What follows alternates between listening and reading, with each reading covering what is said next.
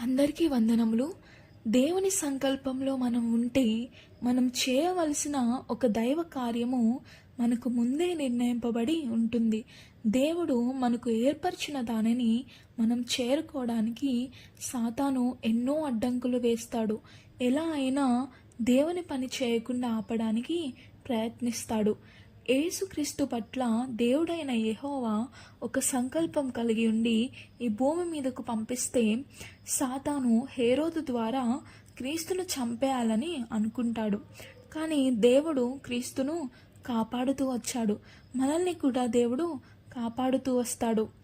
ఎప్పుడు మనం దేవుని చిత్తానుసారంగా జీవిస్తూ ఆయన మనకు ఏర్పరిచిన దానిని పొందుకోవడానికి సిద్ధపడుతూ ఉన్నప్పుడు సాతాను మనల్ని ఆ సంకల్పం నుండి తప్పించడానికి చూస్తే దేవుడు ఆ సమయంలో మనల్ని రక్షిస్తారు. ఎప్పటి వరకు రక్షిస్తారు?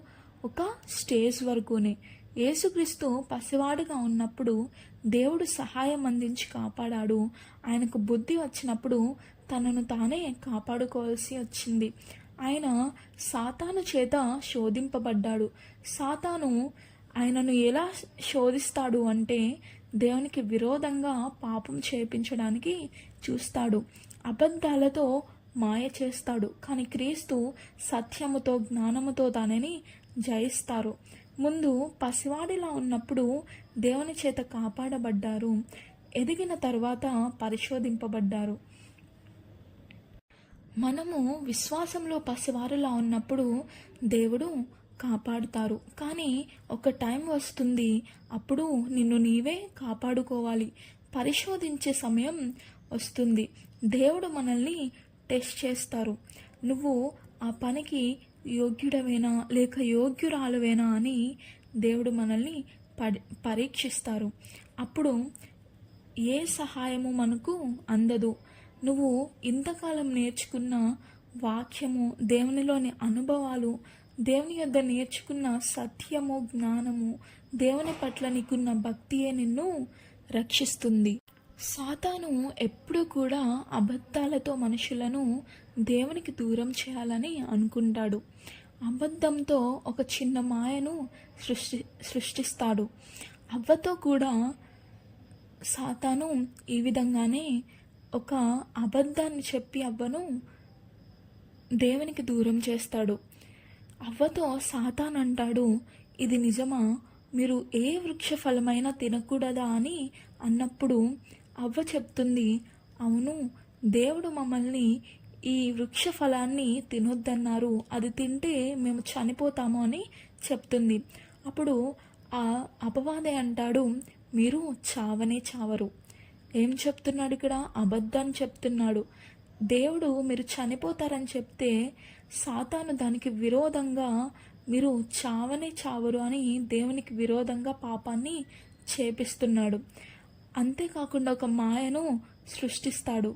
మీరు చావకపోవడమే కాకుండా దేవదూతల వలె ఉంటారు, దేవునితో సమానంగా ఉంటారు అని అవ్వని మాయ చేస్తాడు. అప్పటి వరకు ఆ ఫలాన్ని సరిగ్గా చూడని ఆ స్త్రీ దానిని చూస్తుంది.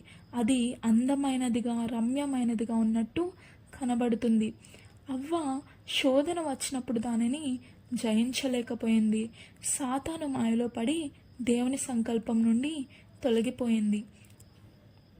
కనుక దేవుడు మనకు ఏ పనినైతే ఏర్పరిచి ఉంచారో, దేనినైతే సంకల్పించి ఉంచారో దాని నుండి తొలగించాలని సాతాను ఎప్పుడూ ప్రయత్నిస్తుంది. అదే మనకు పరీక్షగా మారి మన యోగ్యతను నిరూపిస్తుంది. దేవుని సంకల్పం ఏమిటి? ఆయన కుమారుడైన యేసుక్రీస్తును వెంబడించి ఆయన రాజ్యాన్ని స్వతంత్రించుకోవాలి. ఆయన రాజ్య వారసులు కావాలి. కానీ యేసుక్రీస్తును వెంబడించడం, ఆయన రాజ్యంలో ప్రవేశించడం అంత సులువైన పని కాదు. ఈ లోకంలో మనం పోరాటం చేయాలి. ఎవరితో పోరాటం చేయాలి? మనతోనే. శరీరాశతోనూ నేత్రాశతోనూ నిత్యము పోరాడాలి. వాటిని జయించాలి. మన శరీరానికి లొంగిపోకుండా మనల్ని మనం కాపాడుకోవాలి. మన పొరుగు వారిని ప్రేమించాలి. ఈ లోకం నుండి సెపరేట్ అయి జీవించాలి. బాప్తిస్మం తీసుకోవాలి, యేసుక్రీస్తుని మనం ప్రచురించాలి. ఈ విధంగా మనం కడవరకు పోరాడుతూ జీవిస్తూ ఉండాలి. ఈ పోరాటంలో మనం ఓడిపోవాలని సాతాను వేసే ప్రతి ఎత్తును జయించాలి. దేవుడు పెట్టే ప్రతి పరీక్షను నెగ్గాలి. ఇదంతా జరగాలంటే మనం సత్యమును, జ్ఞానమును కలిగి ఉండాలి. ఆయన పట్ల విశ్వాసము, భక్తి, ప్రేమను కోల్పోకూడదు. ఆమెన్.